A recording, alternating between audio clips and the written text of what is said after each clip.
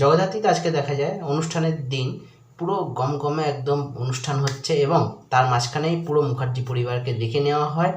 অনুষ্ঠানে আসে জগদ্ধাত্রী এবং যখন সে ভাষণ দিতে যাবে তখন দেখা যায় দূর থেকে একজন তাকে তাক করে রেখেছে বন্দুক দিয়ে। জগদ্ধাত্রী আগেই আঁচ করে নিয়েছিল যে তাকেই কিন্তু টার্গেট করা হচ্ছে, এবং সাথে সাথে সে সরে আসে এবং তাকে কিন্তু শ্যুট করে দেয় এবং তারপরে কিন্তু চট করে অনুষ্ঠানটাকে বন্ধ করে দেওয়া হয়। স্বয়ম্ভু সেই আততায়ীকে গিয়ে কিন্তু চট করে ধরেও নেয় এবং তারপরে সেখানে অনুষ্ঠানটা শেষ হয়ে যায় এবং বাড়িতে যখন ফিরে আসে তখন দেখা যায় যে ভার্গবী মুখার্জি বলতে থাকে যে তুই তো কামাল করে দিয়েছিস জগদ্ধাত্রী, তোর সাহসের জন্য আজ সেই যে দুষ্কৃতিটা রয়েছে সেটা ধরা পড়লো।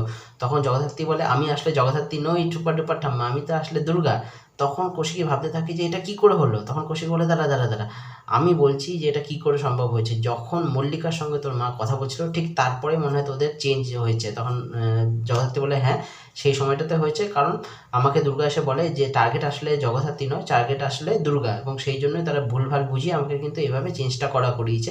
তারপরে সেখানে দেখা যায় মেহেন্দি আসে, মেহেন্দি এসে বলতে থাকে যে জগদ্ধাত্রী তুই যা যা কাজ করেছিস, এত শত্রু তুই তৈরি করেছিস, ভবিষ্যতেও তোর উপর হামলা হবে এবং তখন কিন্তু তোকে দুর্গা বা স্বয়ম্ভু কেউ বাঁচাতে পারবে না। তখন কিন্তু দুর্গা বলতে থাকে যে এই জগদ্ধাত্রী আমার মা, এবং মাকে বাঁচানোর জন্য দুর্গা কিন্তু সবসময় সামনে আসবে, কেউ তাকে কিচ্ছু ক্ষতি করতে পারবে না। তারপরে তখন বৈদেহী আসে, বৈদেহী এসে বলতে থাকে আমি খুব খুশি হয়েছি যে এই অনুষ্ঠানটা সফল হতে পারেনি। তখন দুর্গা বলতে থাকে কে বলেছে অনুষ্ঠানটা সফল হয়নি।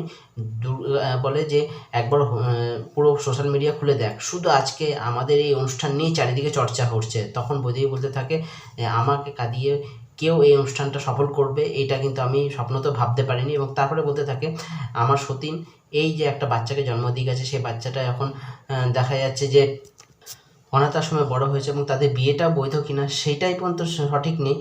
তো এই অনুষ্ঠানটাকে কীভাবে আমি এটাকে বলবো সফল হয়েছে। তখন কিন্তু জগদ্ধাত্রী রেগে যায় এবং তখন বলতে থাকে যে আপনি সঠিকভাবে কথাটা বলুন এবং আপনার নিজের সম্মান নিজে রক্ষা করুন। তারপরে দেখা যাক যে এপিসোডটা শেষ হয়ে যায়, দেখা যাক কালকে কী হয়।